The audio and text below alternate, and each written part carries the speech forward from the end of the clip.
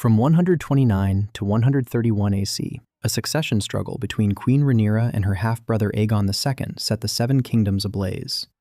20 dragons were alive at the start of the dance, and by the end, 17 of them were dead. The Targaryens did not lose them to a superior enemy, they lost them to each other, and when it was over, the dynasty that had ruled through dragonfire had almost nothing left.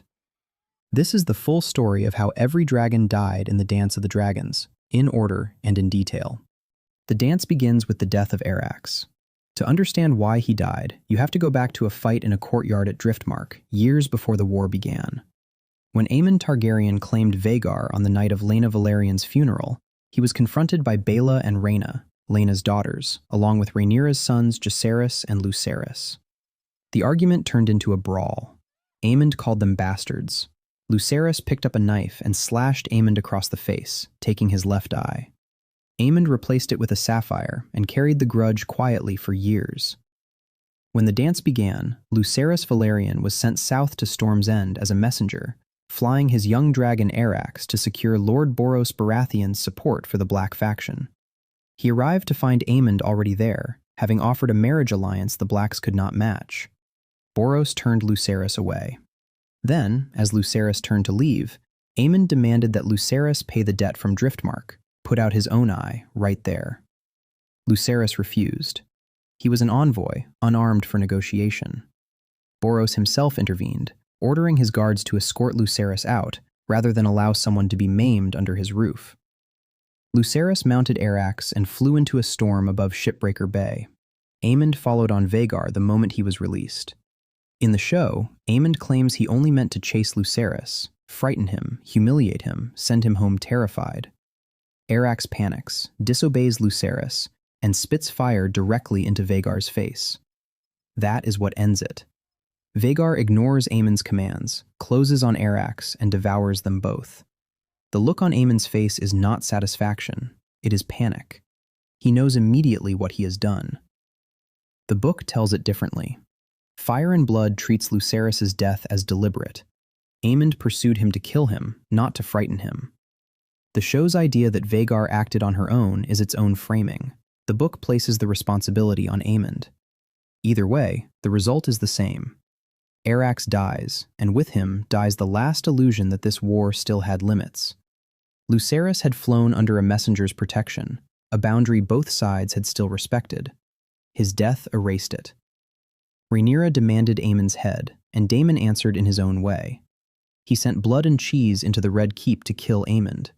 They could not find him. Instead, they found Queen Helaena, forced her to identify which child was the boy, and killed Jacaerys in his bed. In the book, the scene is even crueler. Helaena has 3 children, including a younger son, Maelor, and is forced to choose which son dies. She names Maelor, hoping to spare her heir. Blood and Cheese kill Jacaerys anyway, leaving Maelor to live with the knowledge that his mother chose him. A son for a son, a child for a child. Before this, the war still had limits. After Lucerys and Jacaerys, it had none. The dance had truly begun. After Arrax, the war moved out of storms and corridors and into the sky. The next dragon to fall was Meleys, the Red Queen, ridden by Princess Rhaenys, who had once been passed over at the Great Council of 101 AC. Rhaenys had joined Rhaenyra's cause with more than political loyalty. She had a score to settle. Meleys was the strongest dragon the Blacks could send into battle, and Rhaenys was the one rider on either side who combined judgment with real experience. She flew to Rook's Rest to break a green siege, a measured response to what looked like a limited military move. What she did not know was that Criston Cole had built the whole battle as a trap. In the show, though, the trap does not unfold cleanly. Aegon II, drunk, impulsive, and desperate to prove himself, arrives first on Sunfire and throws himself into the fight before Aemond enters it. Meleys tears into Sunfire, ripping through the younger dragon and nearly killing him. Then Aemond arrives on Vhagar, and instead of waiting for a clear shot, he gives the order, Dracarys, with his own brother still in the line of fire. Vhagar unleashes Dragonfire, and the flames engulf Sunfire and Aegon II, who fall from the sky, broken and burned. The battle then narrows to what it was always going to become, Meleys against Vhagar. Even then, Meleys does not go down easily. She fights Vhagar hard, slashes open her underbelly, and breaks free after the first clash. Rhaenys still has a chance to withdraw. Instead, she turns back. Vhagar wins only when she ambushes Meleys from below, clamps her jaws around her neck, and crushes it. Meleys falls, and Rhaenys dies with her. The book version is different. There, the trap works more cleanly. Aegon II on Sunfire and Aemond on Vhagar attack Meleys together. Meleys badly injures Sunfire, but when she closes on him, Vhagar falls on them from above, and all three dragons crash to the ground. Vhagar rises unharmed. Meleys and Rhaenys die, while Sunfire and Aegon II survive terribly wounded. That is what Rook's Rest costs the Blacks. Not just a dragon, but their best dragon rider. It also reveals something ugly about the Greens. In the show, Aemond does not merely risk his brother, he appears willing to burn him. The Greens win the battle, but only by burning their own king. The next losses were younger and, in some ways, worse. But the show has not reached this point yet, so from here on, we will follow the version told in the book, Fire and Blood. Vermax was Jacaerys Valerian's dragon, and Stormcloud belonged to his little brother, Aegon the Younger. One death cost the Blacks their heir and one of their most capable princes. The other saved a child just long enough to die doing it. Jacaerys Valerian had spent the opening phase of the war helping hold the Black Coalition together, flying to the Eyrie and Winterfell, securing the Vale and the North through the kind of patient diplomatic work nobody else in the faction could do. He was 15 years old and already central to his mother's cause. At the Battle of the Gullet, he led the Black naval defense against the Triarchy fleet the Greens had hired from Essos. Vermax was brought down during a low pass over the ships. Some accounts blame crossbow fire, others say a grapnel tore open the dragon's belly and dragged him into a burning galley. Jacaerys leapt free and clung to smoking wreckage in the water, only to be struck by Myrish crossbow quarrels before one finally took him through the neck and he sank beneath the sea. On the same day, his young brother Aegon escaped on Stormcloud, who carried him to safety despite terrible wounds and died soon after landing on Dragonstone. 2 dragons were gone, but Jacaerys was the heavier loss. After the Gullet, the Blacks had lost not only Rhaenyra's heir, but also one of the few figures in the war who had already shown he could win allies and keep them. Not every dragon death came with a speech, a grudge, or a battlefield. The next one belongs to a dragon almost nobody knew. Grey Ghost. He was a wild dragon, unclaimed, unridden, living on the outer reaches of Dragonstone and answering to no one. In 130 AC, fisherfolk found him dead at the base of the Dragonmont, torn apart and partially devoured. The Castellan, Sir Robert Quince, blames the cannibal, another wild dragon known to feed on dead dragons and hatchlings, but he was wrong. Sailors from a merchant ship called the Nessaria, blown off course near Dragonstone, had seen 2 dragons fighting above the mountain, and one of them had been golden. That pointed not to the cannibal, but to Sunfire, still grievously wounded from Rook's Rest and hunting on Dragonstone without a rider. Then came the clash everyone had been waiting for. Vhagar, the oldest and deadliest dragon alive, and Caraxes, the bloodworm, scarred, savage, and bound to Daemon across decades. This was the war turning into a vendetta in the open sky. Daemon Targaryen had been hunting Aemond for months, driven by both strategy and revenge. Aemond had killed Lucerys, helped bring down Rhaenys and Meleys at Rook's Rest, and become the Greens' most destructive force in the field, burning his way across the Riverlands on Vhagar. As long as Aemond lived, so did the terror he carried through the sky.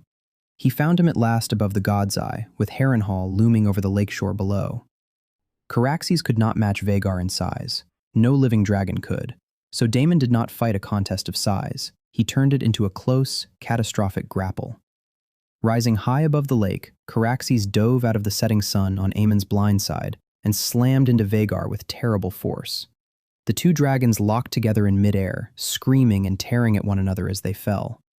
Caraxes closed his jaws around Vhagar's neck and kept biting deeper even as Vhagar's claws raked his belly open and her teeth ripped away one of his wings. Then Daemon made the move that ended the duel. As the dragons tumbled toward the lake, he swung a leg over his saddle, jumped from Caraxes onto Vhagar, tore the helm from Aemon's head, and drove Dark Sister down through his blind eye so hard the blade came out the back of his throat. Aemon died before he reached the water.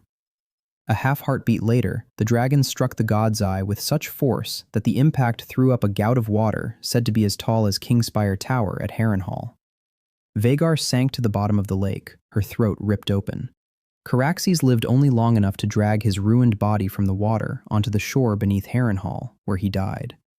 Much later, when Vhagar's remains were found, Aemon's bones were still chained to the saddle, with Darksister thrust hilt deep through his eye socket. Vhagar's death was a military disaster for the Greens. She had killed Arax and Melees, and she was the only dragon they had who could dominate the sky by sheer size and terror. Without her, the balance of dragon power shifted hard against them. Daemon's death is harder to measure. He removed the Greens' greatest weapon and got the revenge he wanted, but he also took one of the Blacks' most formidable and dangerous figures out of the war. The fight above the God's Eye was not just a duel, it was mutual annihilation. Personal, strategic, and apocalyptic, all at once. Until this point, most dragons had died because riders took them into war. The next 5 died because the people of King's Landing turned on them. Shrykos and Morgul were hatchlings, Tyraxes was young, Dreamfire was ancient, and Syrax was the queen's own dragon. One night took them all. These were not battlefield deaths, but something the war had not yet produced. A starving, frightened city rising against dragons themselves. Rhaenyra held King's Landing, but she had not won its people. The city was exhausted, hungry, and bled by war. With the treasury empty, her rule brought back old taxes and added harsh new ones. Then came Helena's death.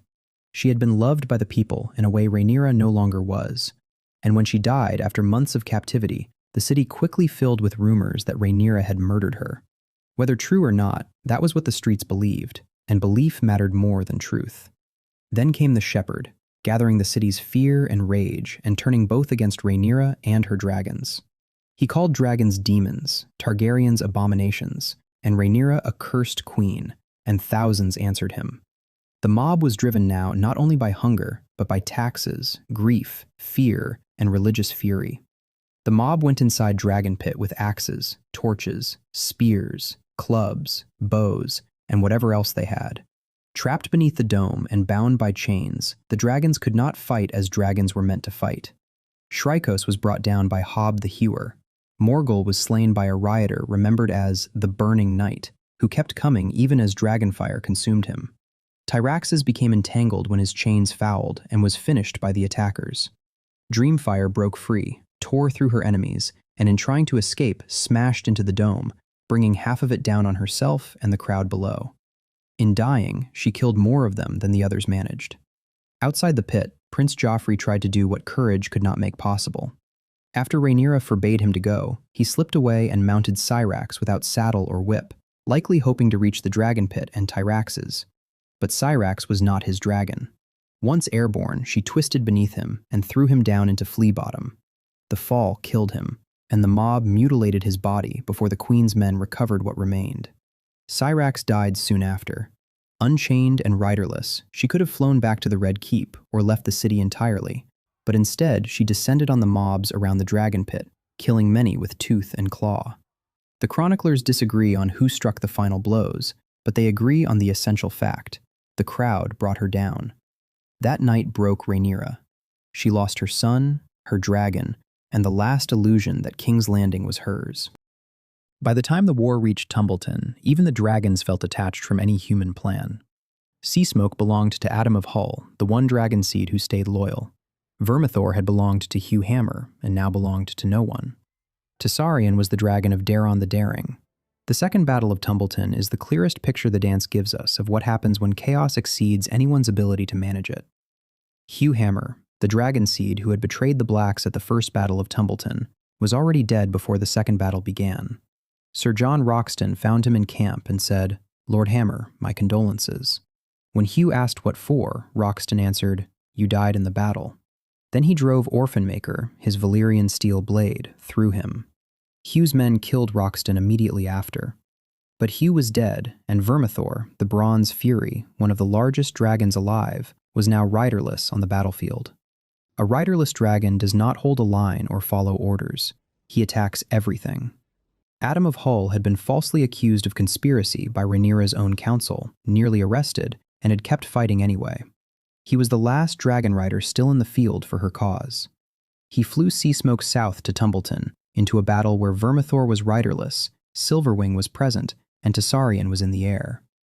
What followed was not a battle, it was a collision. Targaryen and Seasmoke found each other first, both young, both fast, circling and stooping without either landing a killing blow. Then Vermithor rose, blood smoking from wounds dealt by the men who had tried to kill him on the ground.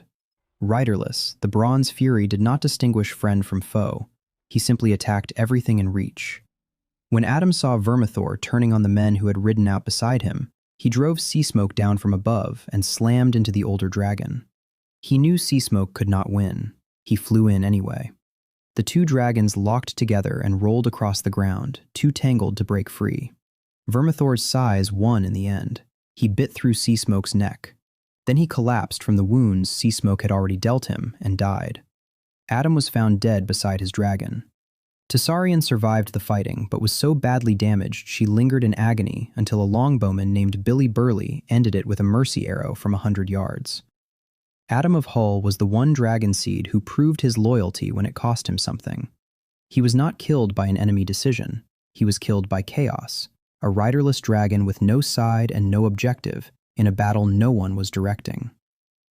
By the end, almost nothing remained. Moondancer was a young dragon ridden by Baela Targaryen, Daemon's daughter. Sunfire was a wreck of a dragon by then, his wing mangled at Rook's Rest, his body scarred by later fights, one eye gone, and yet still alive through sheer ferocity. Their fight feels less like a battle than the last convulsion of a war that should already have ended. By the time the war reached Dragonstone for its final act, almost everyone who had mattered at the beginning was gone. Rhaenyra had been captured and executed by Aegon II, fed to Sunfire while her son Aegon the Younger was forced to watch. It was deliberate cruelty, not military necessity, vengeance made public. Baela met Sunfire as Aegon II descended over Dragonstone before dawn, expecting the castle to be his. Moondancer was much smaller, but she was quick enough to evade Sunfire's jaws and flame at first, darting beneath him and then raking his back and neck from above. Sunfire answered with a blast of golden fire that likely blinded her, but she still slammed into him in midair, and the two dragons locked together and fell. On the ground, the fight turned. Moondancer tore chunks from Sunfire's neck as they came down, but once they crashed into the yard, her speed no longer mattered against his size and weight. Sunfire crushed her there, screamed his victory, tried to rise again, then collapsed back to the ground, too badly wounded ever to fly again.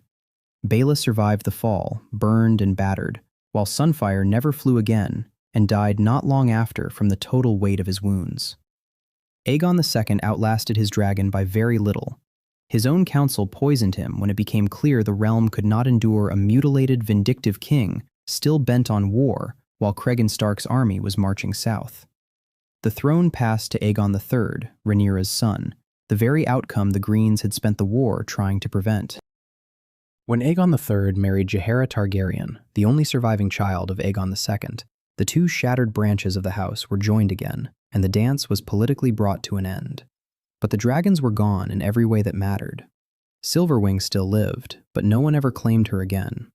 Sheepstealer had vanished with Nettles, and the cannibal remained a wild terror on Dragonstone. Only Mourning was left within the Targaryen courtly world, and she was just a hatchling. The war was over, and with it, the Age of Dragons had effectively come to an end. Thanks for watching, and I hope you enjoyed the video. If you did, please like, subscribe, and share your thoughts in the comments. Which dragon death hit you the hardest? And a very special thank you to the artists whose incredible work brought this video to life.